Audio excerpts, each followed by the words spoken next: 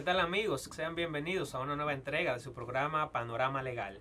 En esta oportunidad nos acompaña el doctor Miguel Valerio, quien es abogado, litigante, especialista en Derecho Penal con un doctorado en la Universidad Pompeu Fabra de Barcelona. Gracias Miguel por acompañarnos en Panorama Legal. Gracias por invitarme. Con Miguel vamos a hablar sobre la legislación penal y su relación con la delincuencia y la inseguridad ciudadana.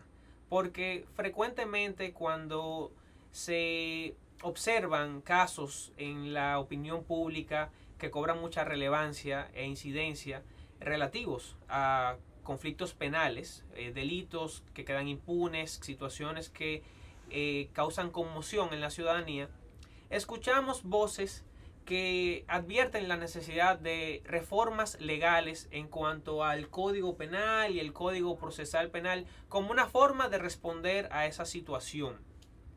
Pero muy pocos se detienen a observar cuál es realmente el objetivo de las leyes penales, aquellas disposiciones que establecen penas como la pena privativa de libertad.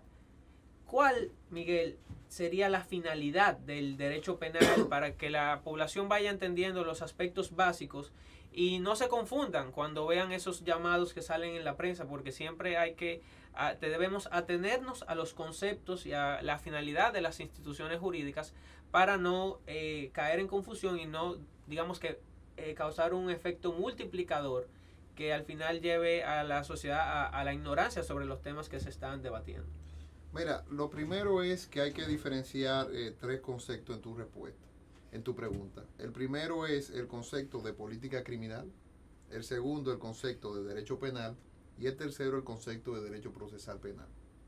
Digamos que esos tres conceptos son parte de un todo, que es desde la óptica mía que yo tengo el derecho penal, es el control social.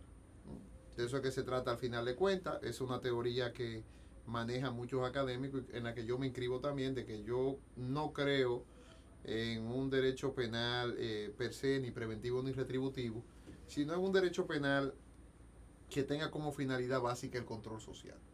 En ese sentido, si tú analizas lo que ocurre en cuanto a legislación penal en la República Dominicana, digamos que hay un derecho penal de dos velocidades, una ciencia penal de dos velocidades. Una primera velocidad, que es el Código Procesal Penal, que es lo que vemos a diario, porque con el Código Procesal Penal se somete una persona a la justicia, se allana una casa, se arresta a una persona y se lleva en sentido general el proceso. Y lo otro, el derecho penal, que es un derecho de segunda velocidad. Cuando digo de segunda velocidad, porque un código del año 1884 no puede ni se identifica con la sociedad. Yo, por ejemplo, en la universidad, soy muy partícipe de que el derecho penal sea muy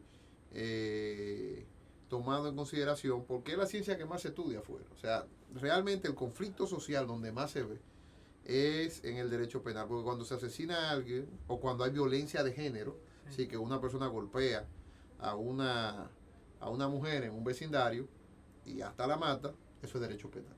Claro. Pero el derecho penal también se ha sofisticado. Cuando se contamina el medio ambiente o hay una quiebra de un banco, también es derecho penal. Una quiebra fraudulenta de un banco, ¿no? Un fraude en un banco. ¿Qué sucede en la República Dominicana? De que el legislador es un legislador irresponsable. O sea, este es un país de irresponsables. Y en ese sentido, ahora que estamos en tiempo de elecciones, yo siempre hago reflexiones de que por qué no revisamos cuáles son las legislaciones que usted como legislador promovió en sus 6 años, en este caso, Claro. que tengan que ver con un tema tan sensible como la delincuencia. Porque el primer plan, y enlazo con lo que te decía al principio de esas tres partes, el primer plan de política criminal de un Estado es el Código Penal. Porque en el Código Penal es que tú decides qué conducta tú vas a perseguir. Claro. ¿Mm? Sí, en síntesis, ¿cómo podemos diferenciar el Código Penal del Código Procesal Penal en una oración para que la población sepa diferenciar? El Código Penal es un código que establece las conductas delictivas, es decir, los delitos. El Código Procesal Penal son los procedimientos que se utilizan para sancionar o descargar absolver a una persona en justicia. Ok, ¿y cuándo podemos afirmar que inicia un proceso penal? ¿Cuál es el papel que juega la policía? ¿Y cómo se desenvuelve eso de, por ejemplo, un robo a un colmado? Un individuo roba un colmado, se va corriendo y lo atrapan en la esquina. ¿Dónde empieza ahí el proceso penal? El proceso penal empieza antes del mismo proceso penal, la Constitución. O sea, el proceso penal empieza desde que se comete el acto delictivo, se activa la garantía del ciudadano y cada proceso que se haga tendente a esclarecer el delito, para ponerte un ejemplo, una simple inspección del lugar del hecho delictivo. Es decir, mataron a una persona en un colmado, la inspección del lugar tiene una formalidad en el Código Procesal Penal a través de unas actas que se recaban y que luego sirven como evidencia en el juicio. O sea que el proceso penal no es ir al tribunal. El proceso penal es antes del tribunal en la investigación y después que culmina el proceso penal todavía, el juicio y los recursos del juicio, también está la ejecución de la pena, que es parte de un proceso penal también. Okay. Entonces me surge la pregunta, ¿cómo usted puede, o más bien, cuáles son las partes que intervienen en un proceso penal? Sí, a los fines de hacer pedagogía, que a mí me gusta, la parte que interviene en un proceso penal son tres. Se encuentra el Estado, el gobierno, para que la gente me entienda en términos llanos, representado por un fiscal o ministerio público, como se le dice técnicamente. Se encuentra la persona que comete el delito, que se le llama imputado, y la víctima, que es aquella que recibe el delito, o sea, aquella persona a quien se le comete el delito. Básicamente esas son las tres partes del código. Luego se encuentra también en un tribunal, obviamente el juez, pero no es una parte del proceso, no un sujeto procesal, sino que un tercero imparcial, entre comillas, porque se mete mucho y ayuda mucho a la parte, que dirime el conflicto. Es correcto. Vamos a hacer una breve pausa. Cuando regresemos, vamos a ver quién es el Ministerio Público y cuáles son sus funciones.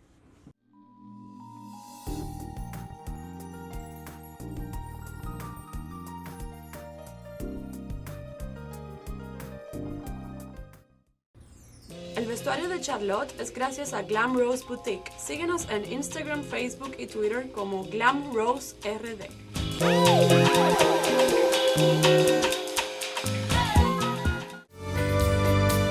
¿Necesitas ayuda con divorcios, reconocimiento de paternidad, pensión alimenticia, defensa penal o resolución de deudas? Llámanos hoy mismo y comenzamos tu caso de inmediato. Recibe una consulta gratis llamando al 809-227-4482. Legal One, una firma de abogados completa.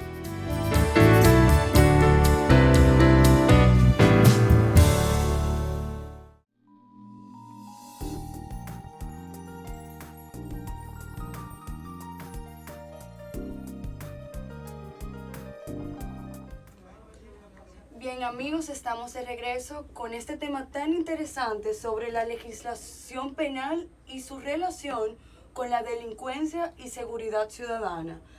Como estábamos hablando antes de la pausa, ¿quién es el ministerio y cuáles son sus funciones? Sí, el órgano persecutor del delito se llama Ministerio Público. Tiene unas funciones de investigación y esclarecimiento de los delitos. Eso lo lleva a un principio de objetividad, es decir, que tiene que identificar pruebas tanto a cargo como a descargo y posteriormente formular la acusación, en donde ya para mí, una teoría propia, cesa la objetividad, porque ya usted tomó una decisión de acusar. Si usted no hubiera tenido la decisión de acusar, hubiera archivado el expediente. El Ministerio Público también participa en los juicios y es quien solicita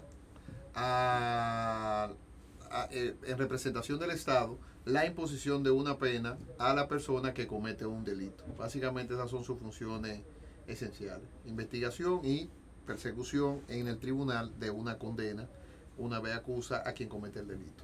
De acuerdo, se puede decir entonces que el proceso inicia con el Ministerio Público y luego entonces, ¿cuál es la segunda fase? ¿Cuáles son las otras fases de ese proceso?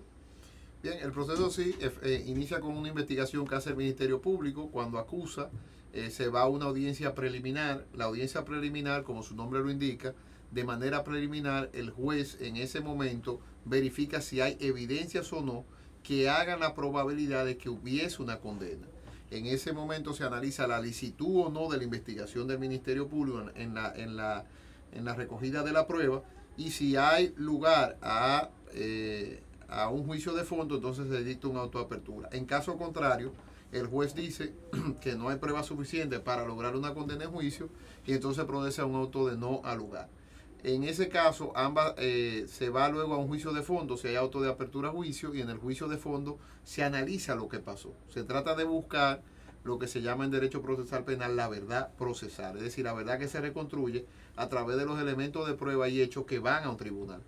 Esa decisión del juez de primer grado puede terminar en una condena o en una absolución, y luego se va a una apelación. La apelación es un recurso que se hace en contra una sentencia, y en la cual se revisan aspectos tan interesantes como si la prueba fue bien valorada, si el derecho fue bien aplicado, si hubieron violaciones a los derechos fundamentales, y posteriormente se va a la última etapa del proceso penal, que se llama la casación, y en la casación se revisa si el derecho fue bien o mal aplicado. Excelente, excelente. Entonces, cuando imponemos una prisión, o vamos a decir, solicitamos una prisión preventiva, ¿en qué momento se puede imponer? ¿En qué momento se puede solicitar? Mira, excelente pregunta, porque es bueno que la gente entienda lo siguiente. La prisión preventiva es una excepción, o sea, no es la regla. La prisión preventiva es si usted no tiene arraigo, es decir, si usted no tiene garantía de que se va a presentar al proceso penal, se le impone una prisión preventiva, o si usted puede destruir elementos de prueba que sirvan para esclarecer la verdad, se le puede imponer una prisión preventiva. Lamentablemente, el sistema jurídico procesal penal dominicano es un sistema que está hecho para incumplirse, porque lo que torna la excepción se ha convertido en la regla, y desde ahí empiezan los problemas. Pero más aún, cuando se cumple un año de prisión preventiva, lo que hacen es que le ponen una fianza impagable a la persona para que tampoco pueda salir por incumplimiento de la fianza. Con lo que la prisión preventiva se torna en uno de esos grandes escollos de la justicia procesal penal, y yo, por ejemplo, estoy en contra de la prisión preventiva.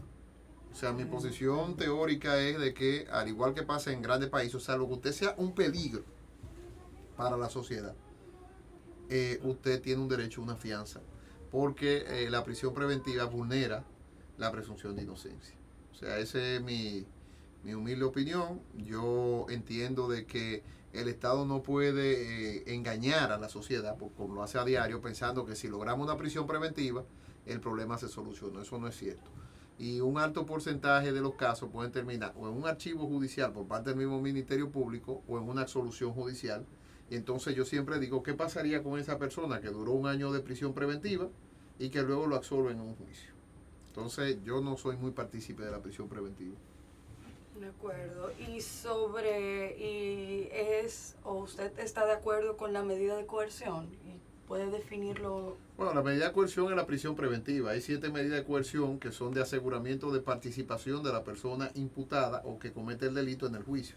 Esas 7 medidas de coerción son, a modo de resumen, el arresto domiciliario, la presentación periódica ante una autoridad, el brazalete electrónico que debería ponerse de moda, la fianza, una garantía económica, y la prisión preventiva. Es decir, hay varias medidas de coerción que lo que aseguran que usted se vaya a presentar al tribunal. Por eso es que yo me sorprendo la mayoría de las veces cuando imponen prisión preventiva, que es una actitud simplista de ver la situación, y que además personas que van a prisión preventiva generalmente sufren una prisión anticipada, porque aquí tampoco hay un sistema para los prisioneros preventivos. O sea, los prisioneros preventivos y los prisioneros definitivos comparten la misma habitat en la misma cárcel. Deberían hacer una cárcel para prisión preventiva donde los cuidados sean mínimos.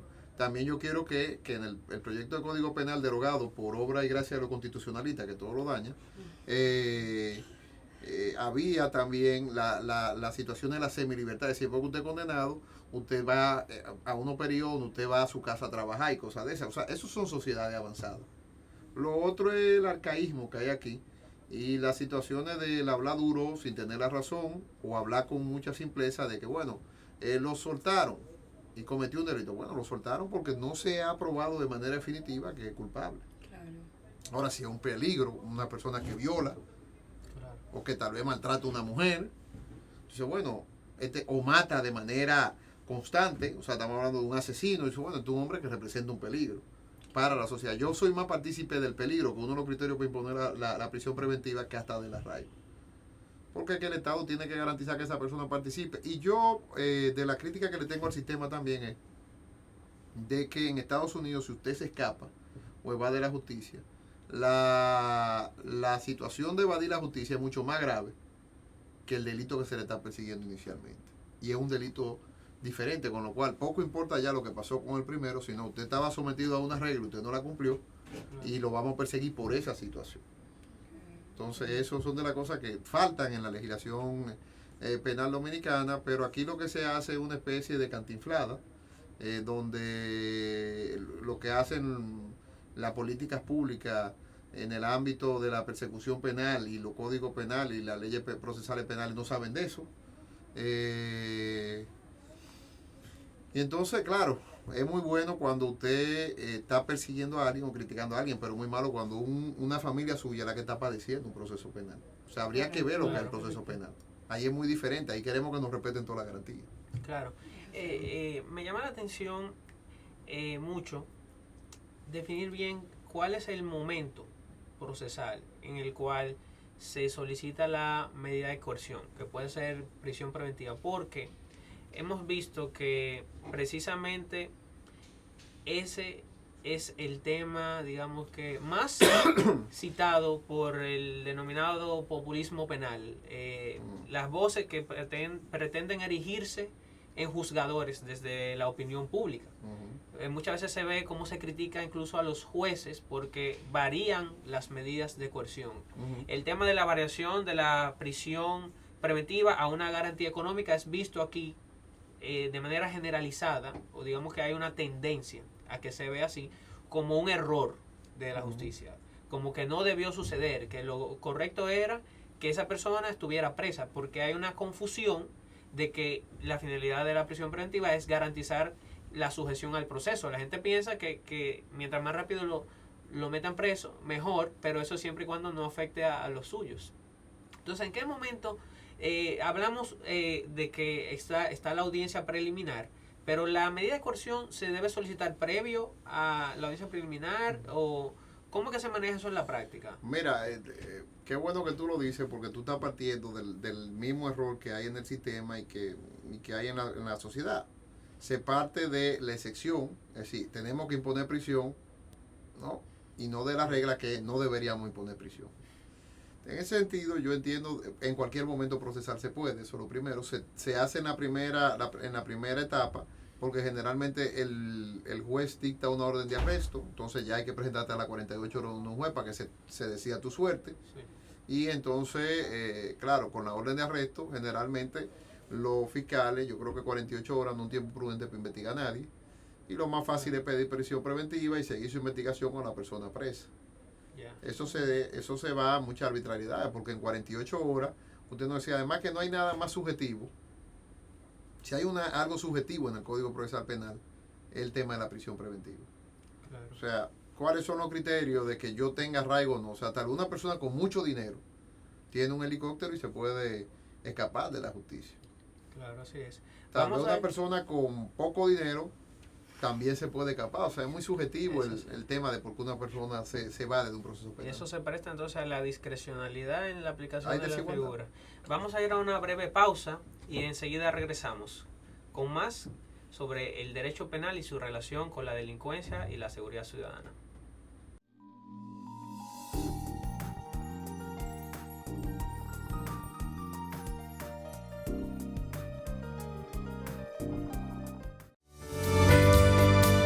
¿Necesitas ayuda con divorcios, reconocimiento de paternidad, pensión alimenticia, defensa penal o resolución de deudas?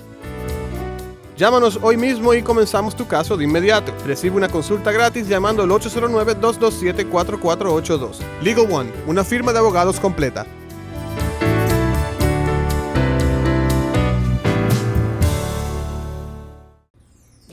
vestuario de Charlotte es gracias a Glam Rose Boutique. Síguenos en Instagram, Facebook y Twitter como Glam Rose RD.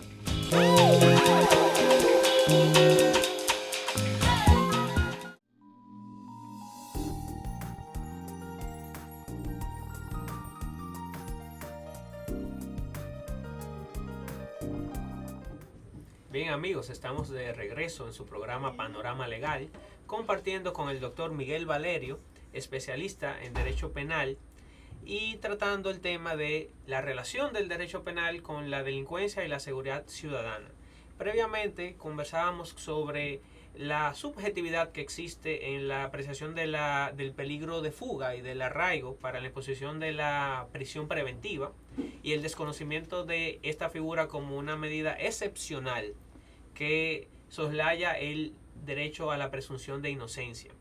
Pero retomando el tema procesal, ya en cuanto a, digamos que las críticas que también se escuchan respecto a la legislación, cobra relevancia distinguir qué es lo que ocurre con los aplazamientos del juicio penal, del proceso. ¿Por qué se critica que son procesos que duran demasiado tiempo, que se aplazan por múltiples razones? ¿Por qué incluso se critica el hecho de que la regla de que el imputado esté presente sea un estorbo para el conocimiento del caso, porque o decide buscar la manera de no ir o hacen cambios de abogados? ¿Qué es lo que ha ocurrido en la práctica con ese tema?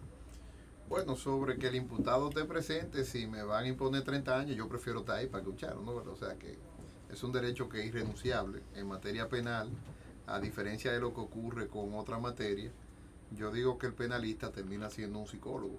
O sea, generalmente nosotros manejamos tanta presión y tanta tensión del cliente de que terminamos siendo psicólogos, y yo creo que más de 10 o 15 ocasiones yo he tenido que recomendarle a gente que vaya a sacerdote o a psicólogo porque me dicen que se van a suicidar, con lo cual el penalista es algo sui generis. Y sobre el tema de los aplazamientos, se trata de situaciones de política judicial. Mire, Boris, yo ya no trabajo consultoría ni legislaciones. Yo fui un mártir.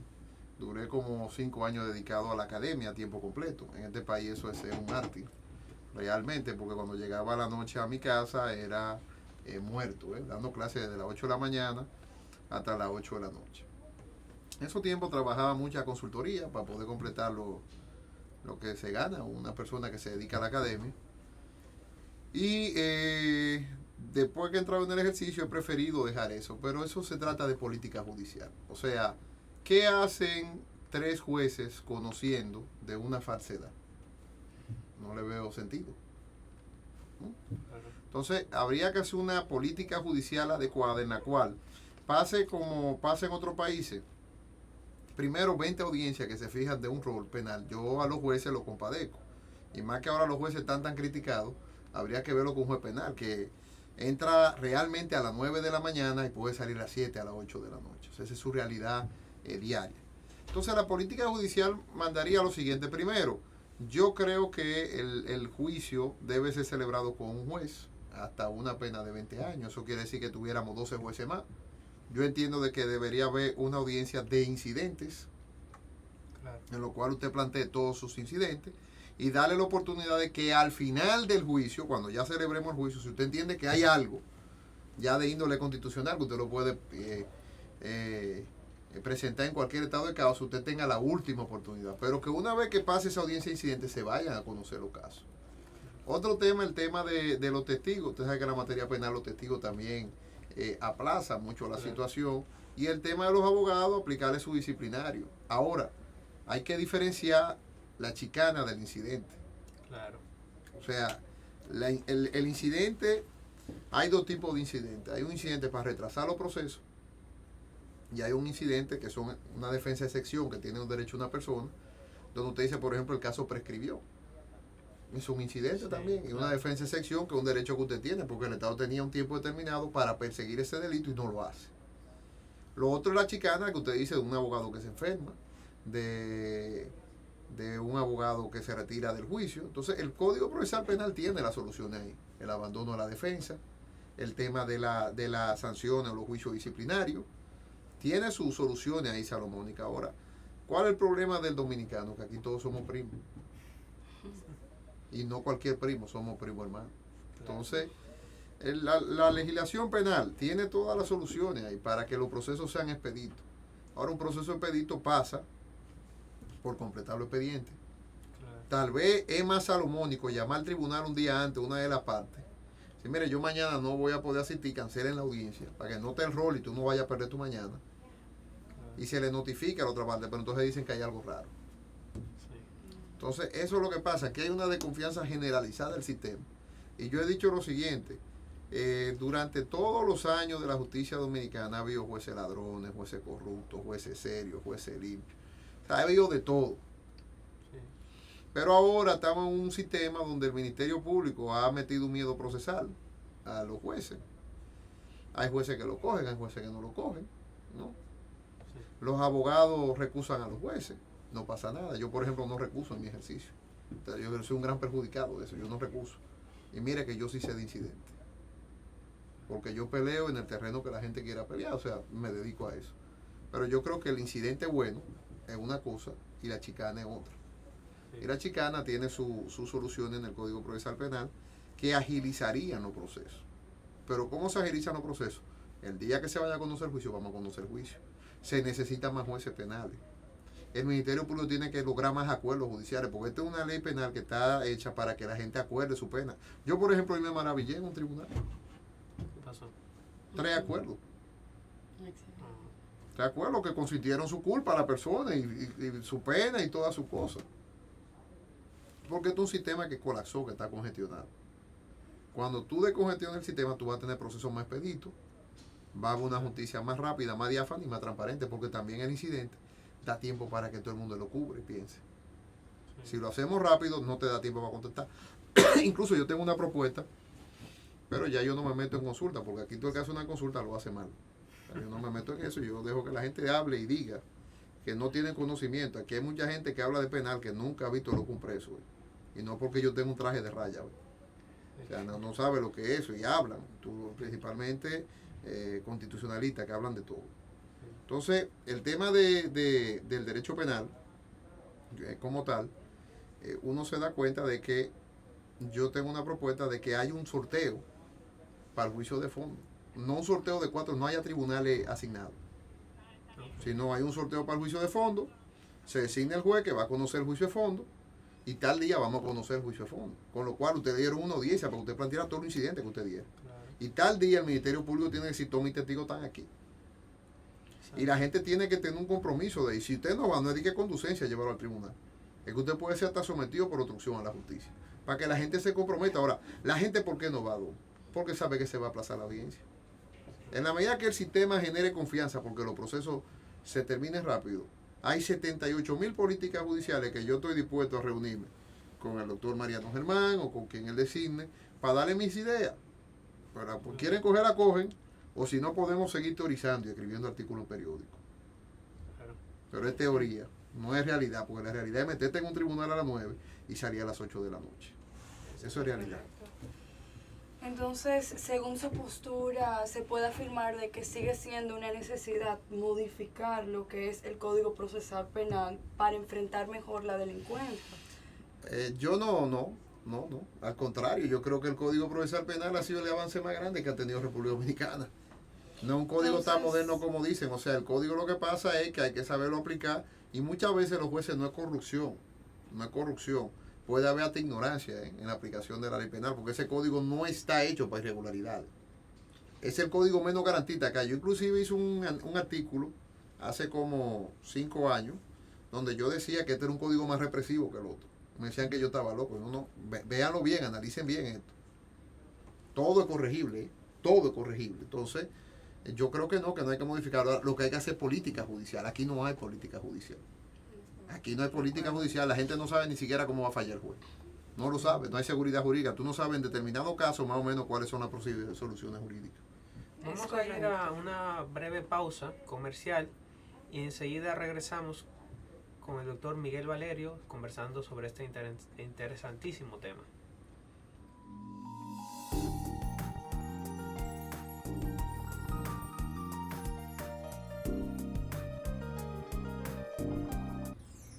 vestuario de Charlotte es gracias a Glam Rose Boutique. Síguenos en Instagram, Facebook y Twitter como Glam Rose RD.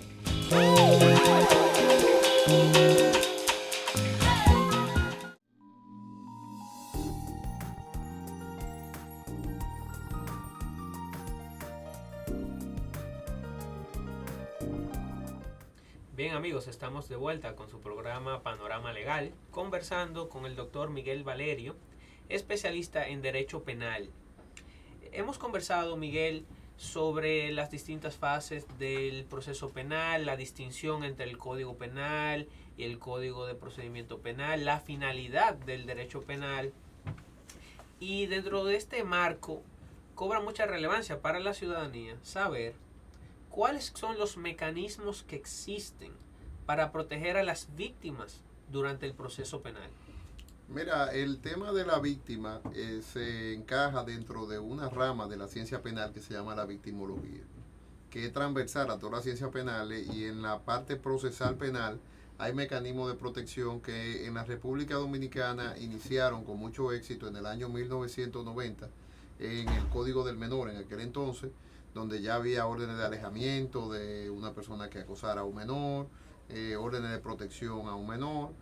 Se avanzó en el año 1997 con la ley de violencia de género, que yo creo que es de las leyes más exitosas que ha tenido la República Dominicana, donde ahí ya había personas que tenían que salir del hogar conyugal y por ende alejamiento de una persona que en principio era de sexo masculino, pero últimamente las mujeres también cometen violencia de género contra el hombre, y alejamiento del hogar conyugal. En una sociedad machista como esta, eso era un concepto un poco complicado. Sin embargo, si tú observas, yo creo que tú puedes hacer una encuesta en cualquier barrio de la República Dominicana y te van a dar la posibilidad de que de que si conoce o no la ley de violencia de género, si yo a mi mujer no le doy. Eso es casi seguro que en un barrio tú lo vas a encontrar, que donde llega el derecho penal es un derecho de pueblo. Sí. Otra cosa que está es el derecho penal económico, el derecho penal societario y todas las cosas que quieren inventar. El derecho penal es un derecho básicamente estructurado para el pueblo llano. En el año 2002, ya en el ámbito del Código Procesal Penal, el principal avance del Código Procesal Penal raramente tuvo en la víctima, con lo que se llama que sacó la víctima del convidado de piedra al proceso penal. Y por ejemplo, la clasificación tripartita de las acciones, hay acciones que la lleva directamente la víctima, que acusa y condena, la participación penal de la víctima, de que puede pedir una pena diferente a la del Ministerio Público, que se discute mucho si acción pública o no, pero se le da la posibilidad de que se querelle y pida sanción conjuntamente con el Ministerio Público, la posibilidad de participar en cada acuerdo del Ministerio Público, la posibilidad de que tiene que ser informada en cada etapa procesal de lo que ocurre en el proceso, el recurso extraordinarísimo de la víctima, o sea, del afectado del delito, de que si no participa en primer grado puede apelar. Entonces, hay una serie de avances en la materia procesal penal de la víctima que dan lugar. Una ley muy interesante en República Dominicana es la ley de casa de acogida, que es una ley de protección a la mujer, porque como yo siempre he dicho, en materia de víctimas hay dos grandes grupos vulnerables, los menores de edad y el sexo femenino, por razones muy lógicas sociales de la composición dominicana.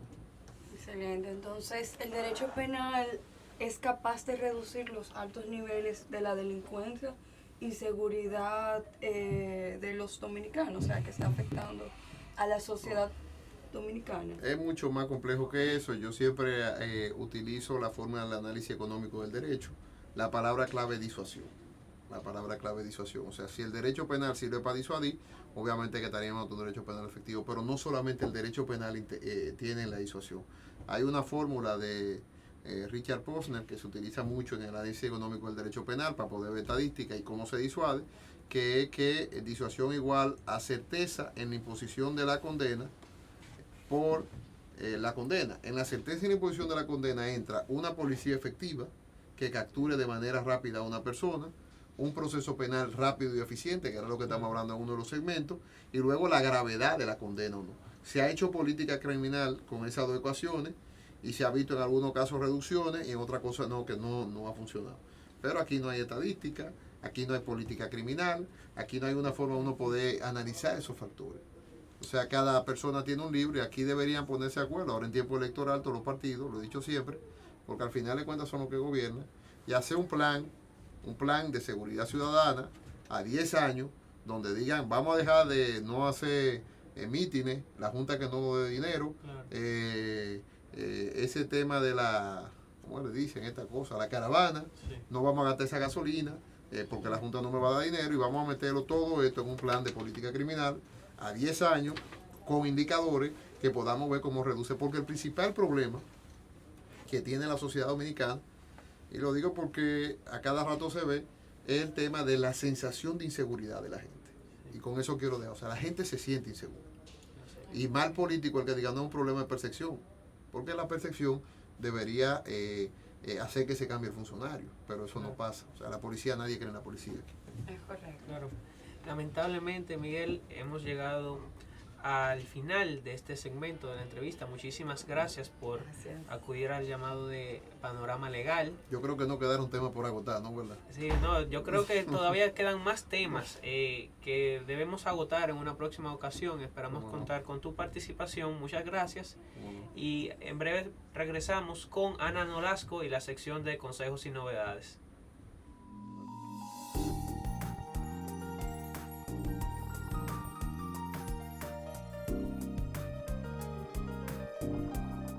El vestuario de las licenciadas es gracias a Glam Rose Boutique. Síguelos en Instagram, Facebook y Twitter como Glam Rose RD.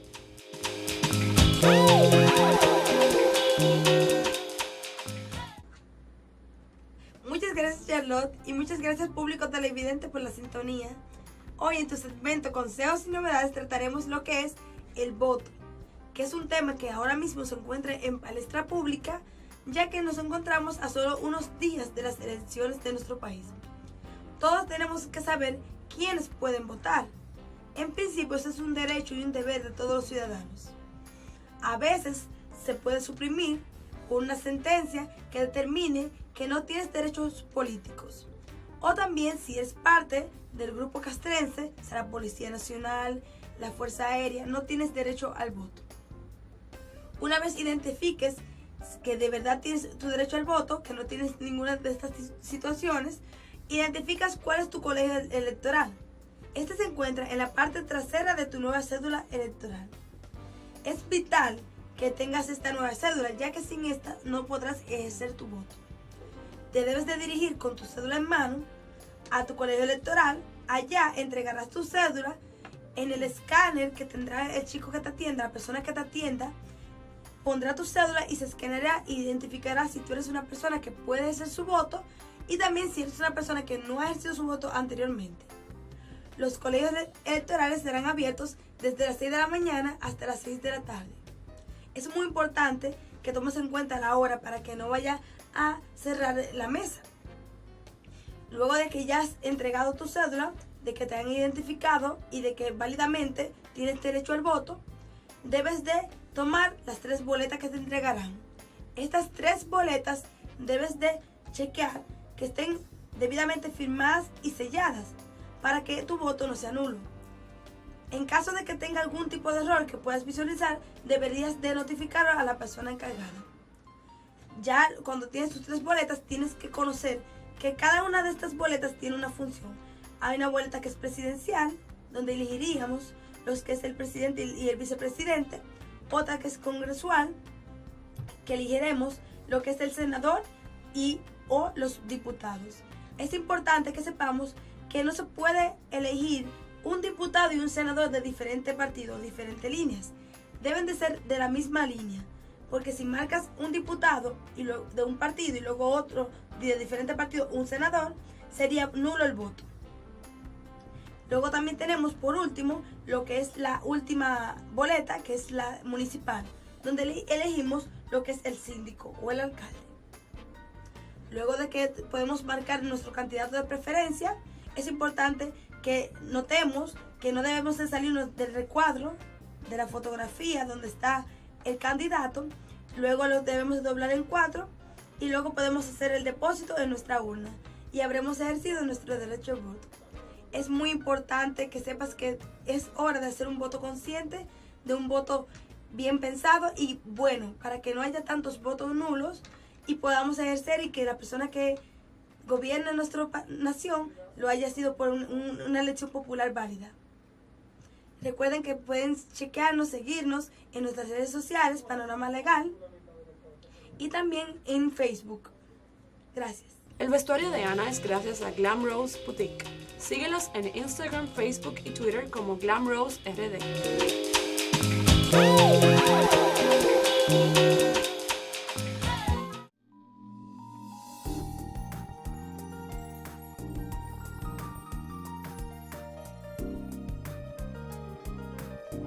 Bien amigos, ahora sí hemos llegado al final del programa. Gracias a Ana Nolasco por este interesante segmento de consejos y novedades. Recuerden que pueden seguirnos en todas las redes sociales, lo pueden visualizar ahí en la pantalla y pueden mandarnos sus solicitudes y situaciones, casos que les gustaría que abordemos en una próxima entrega. Muchas gracias, hasta la próxima.